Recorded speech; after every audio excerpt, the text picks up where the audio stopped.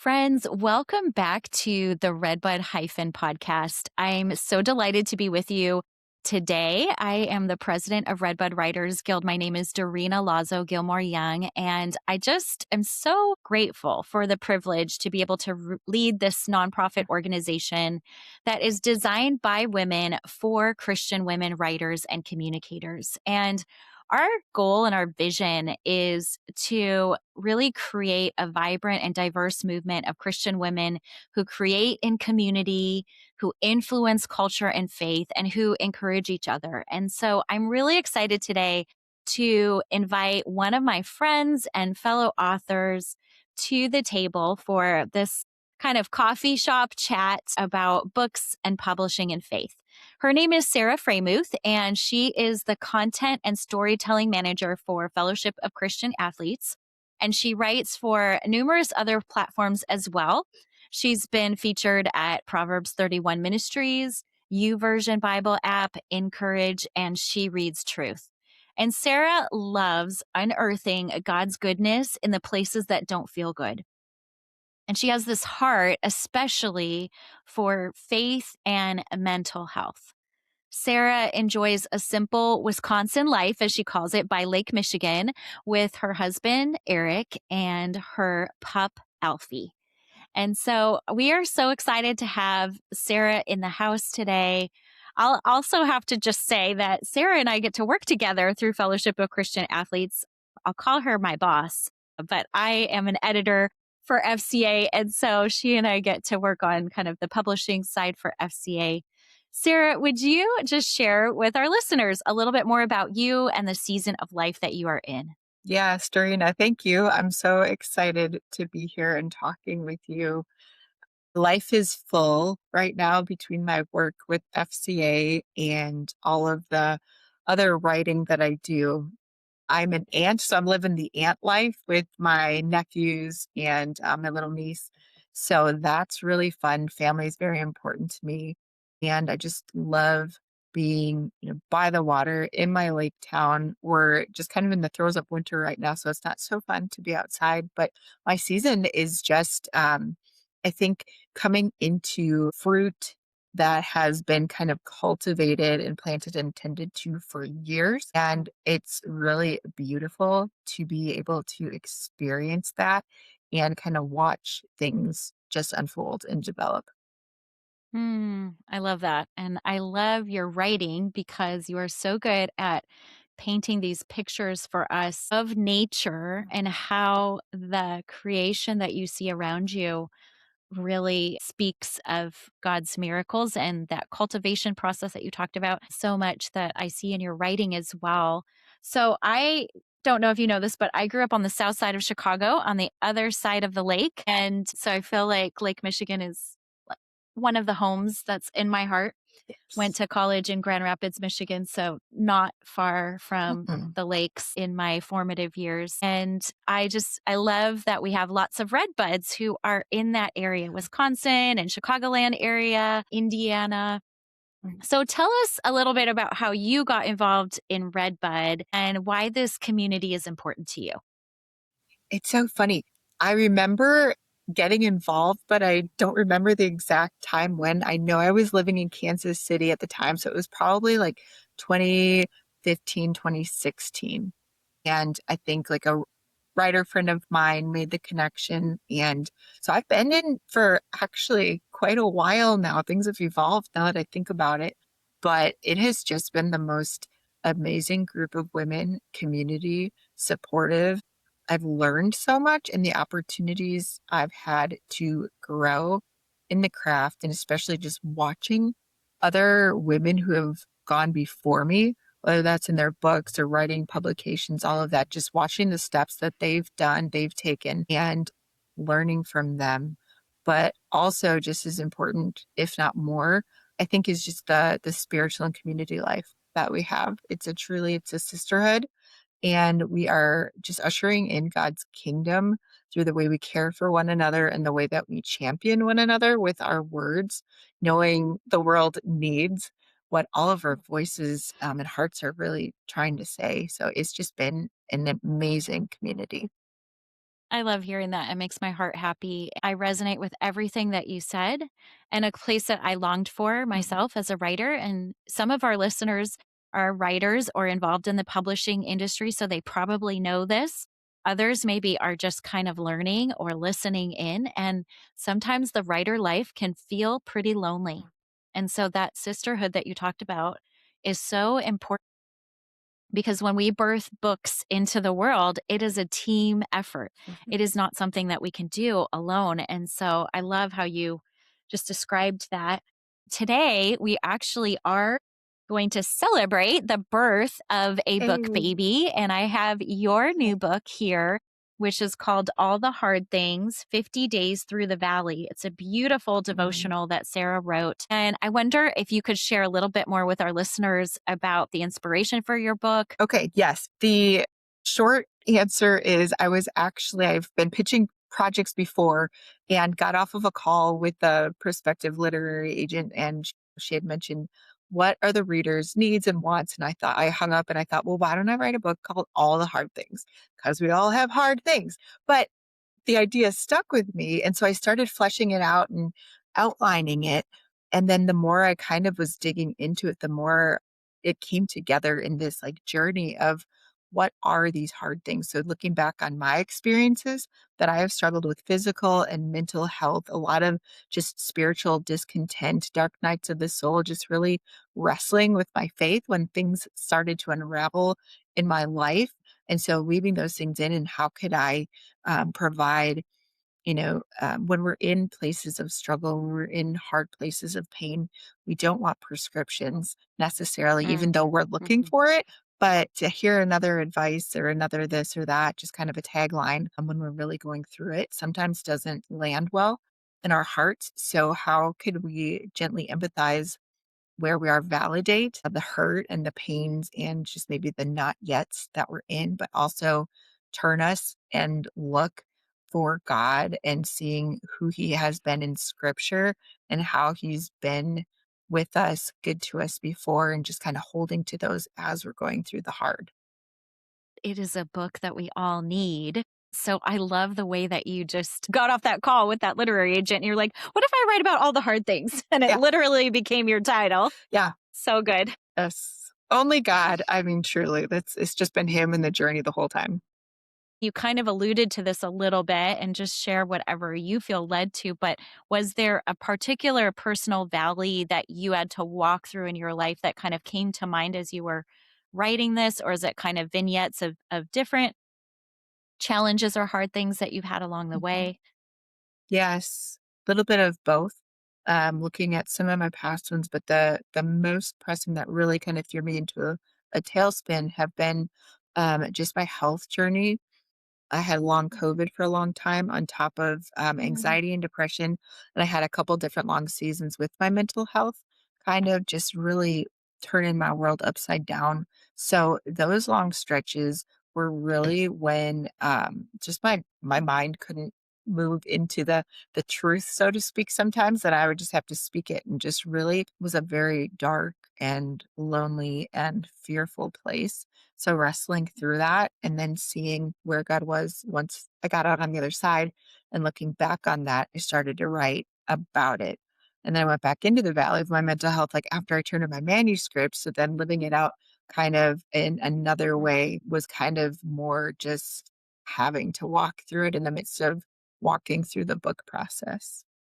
Thanks for just being honest about what that looked like for you. You know, it's interesting being a writer, especially going through the publishing process.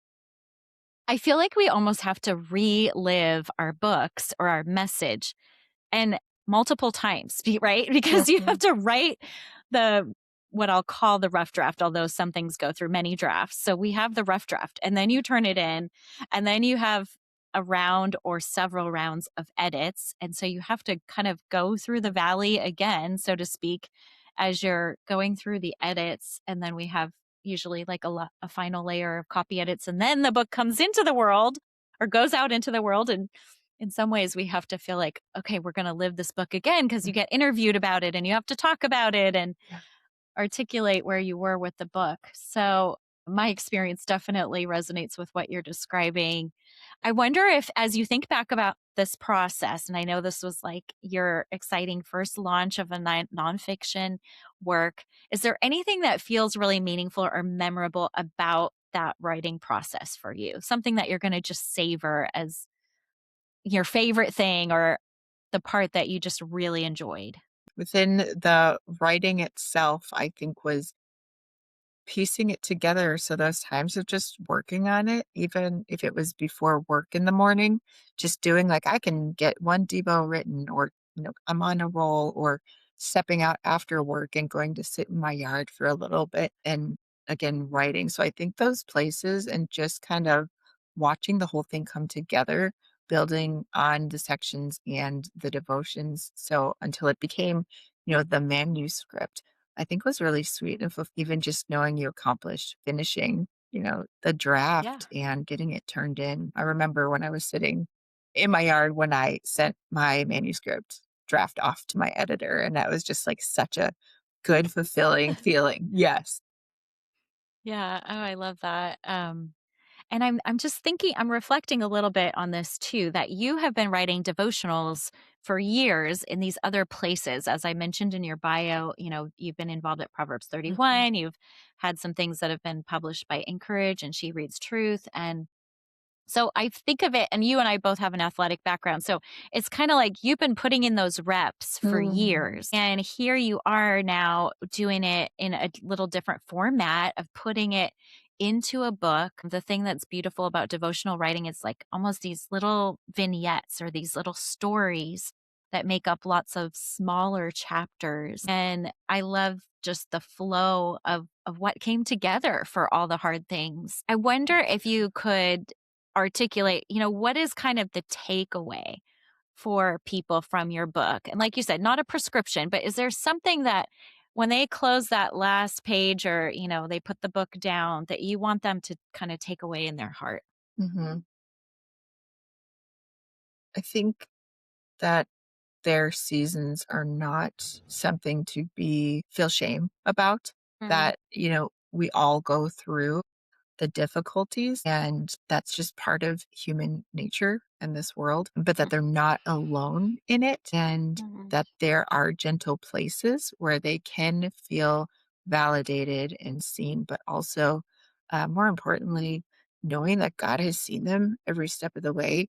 And even when it has not felt like that, our feelings are not fact. So being able to stand on the word of God and his promises of who he is and his character, I think that hopefully builds our faith into different levels. When I know I'm a feeler, and so when I've lost my bearings or I lost feeling completely, or it's just so opposite of what I normally like, it was very, very difficult to reconcile, the God I knew with the experience that I was having. But looking back through that, once, I'm through, it just is I have been changed because of my just the firmer foundation of being planted on his word and who he is truly. mm. That's so powerful. I remember, going through my own grief journey with the loss of my husband that I think I read it somewhere, this idea that the only way through is through. And as you're talking about that, it's like the only way through the valley is actually to walk through the valley one Mhm. step at a time. Powerful that you decided to be kind of a Sherpa for us, that you have walked through the valley and then are looking back and reflecting and sharing some of that experience so that others who are in the midst of traipsing through that valley can feel seen and not alone, as you mentioned. So, as you think about the book, we kind of talked about how books come together with a village of people. How has collaboration really been an important part of your book journey? Oh man, I just say like that is the journey, is collaboration. So from even like years and years ago, getting into even I remember I was in a Redbud critique group where there were like 3 or 4 of us, and we would just kind of share parts of our writings and just hone it, tweak it for whether that was for something for like a publication somewhere or a piece of a book. But that was just helpful. And then the more networks you have of just friendships, people who are in it doing the same things. You mentioned it earlier that writing is such like a lonely process and can feel isolating. So I think just checking in on other writers too, seeing how you're doing, how I can pray for you. Is there a way I can combine just even mentioning your book in my newsletter or, hosting like an Instagram, just shared whatever collaboration posts. I think just we're better in community and also being a part of so many people's launch teams for their books has really been just a way to be able to give back and celebrate their accomplishments as well, and it really is just like throwing a party for the people who have gone through it, um, and know what it's about, and to really recognize the work and the effort and to champion one another, I think is so huge. And that helped just even with my book too, just reaching out to the people I knew and know. And what was so beautiful is so many people were so willing to get on board, share, endorse, do all of the things. Because you'll find mostly, I mean, that's what's really beautiful about Redbud too, is that it's not competition.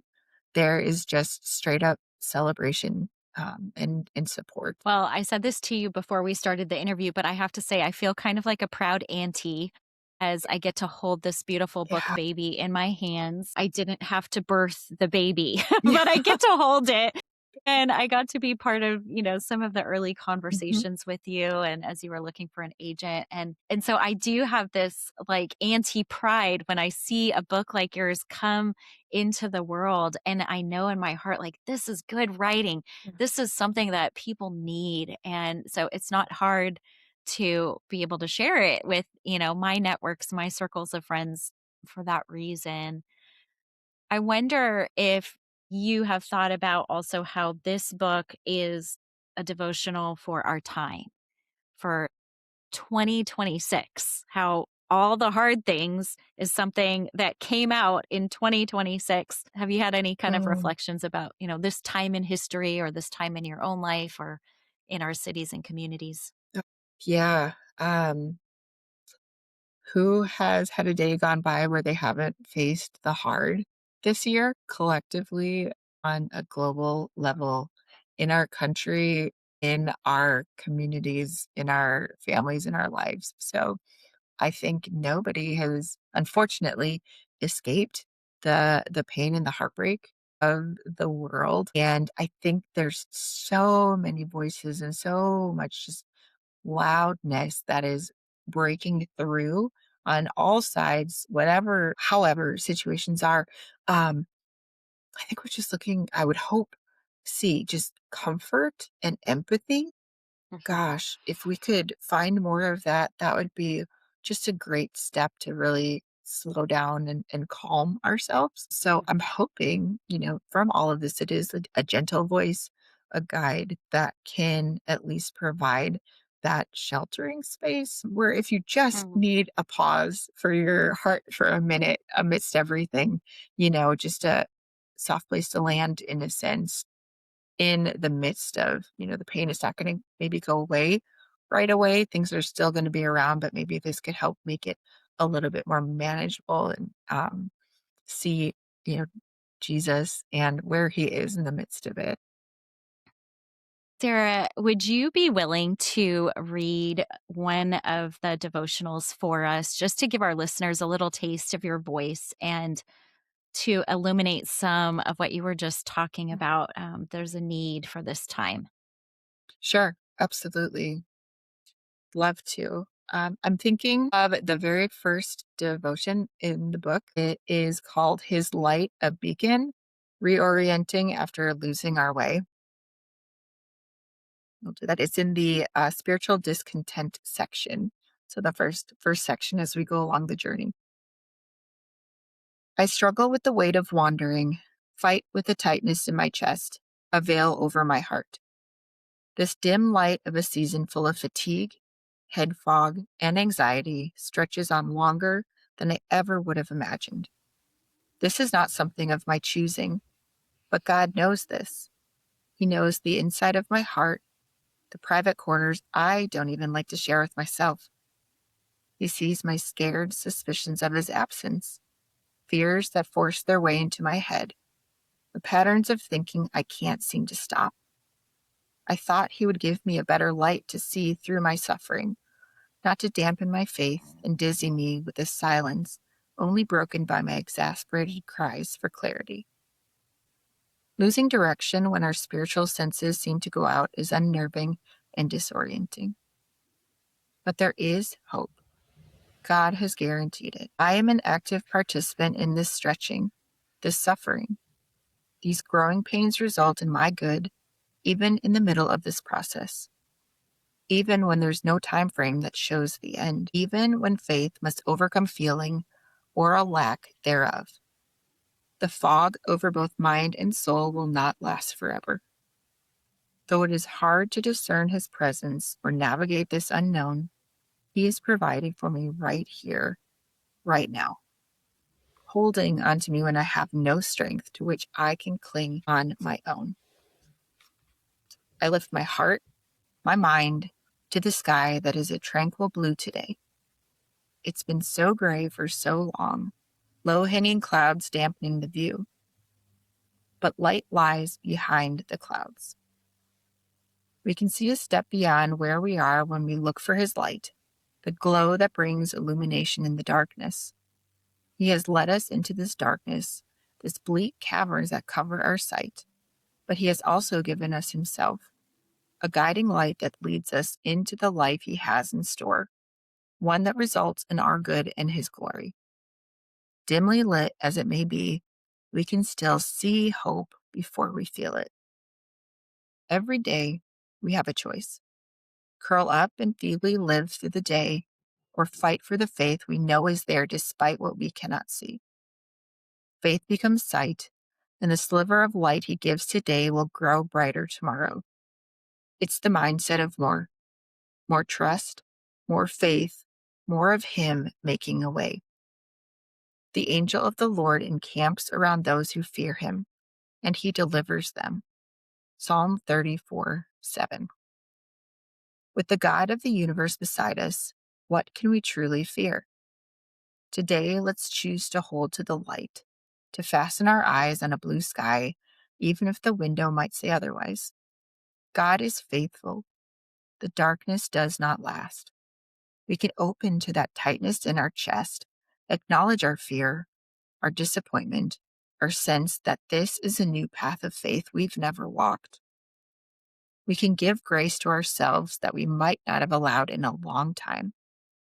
Grace grows to acceptance, and we release the burdens we were never meant to bear. We can shift our hearts to believe beyond the unbearable. Believe his presence is the fountain of sustaining waters springing forth in our souls. Believe he is making a way, even in the midst of what feels broken. Believe his light is strong enough to penetrate the blackest night. With you is the fountain of life. In your light, we see light. Psalm 36:9. His is the light that sees us through, even when all looks shadowed, especially then. When I don't understand, I choose to obey anyway. At just the right time, his light will break through, and goodness will once again flood my soul. Joy will come in the morning. Sorrow will give way to singing. In my weakness, his strength becomes my lifeline. He brings his light right on time. I take hold of his comfort and let my chest expand a little more, allowing release. Amen. Yeah. Thank you. I feel like it's Absolutely. kind of a good benediction for our podcast time Hmm. and just so special to hear it in your voice. Thanks for sharing. So if anyone is just tuning in, that was Sarah Freymuth reading from her new book, All the Hard Things, 50 Days Through the Valley. And we hope that you all will check that out. We'll have some links in our show notes if you'd like to get a copy. It also makes a really great gift. Mm. I love the size of this book. It's like, oh, I could just put this in my, little tote bag or Mhm. my backpack and bring it with me. I can put it on the kitchen, counter or in the Yeah. bathroom or, places Those- where we are going to be. Yep. It's like a And pocketbook for real, like the yeah, pocket size book. Yeah. yeah, it's beautiful. I love that size.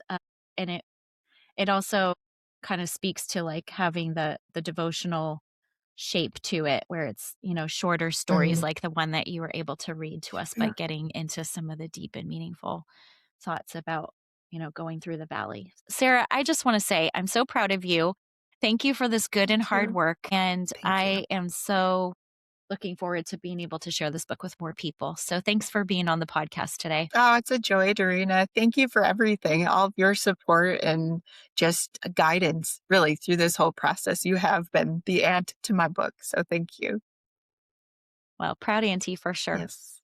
Friends, thank you so much for joining the Redbud podcast today. If you would like to learn a little bit more about Redbud Writers Guild, you can just hop over to our website, redbudwritersguild.com, for details. We have a bookstore there, so you can check out all the books by the many different Redbud members, and those make meaningful gifts as well. We also have some special things that we open up to the greater community, not just our members. And one of those things is our monthly webinars. And I just put on your radar, we have a webinar that's coming up in a couple of months, May 7th, that is going to be led by our Vice President, Marie Chan. And I will say, Marie is a maven at creating helpful resources to build connection and community, as well as increased reader engagement with books.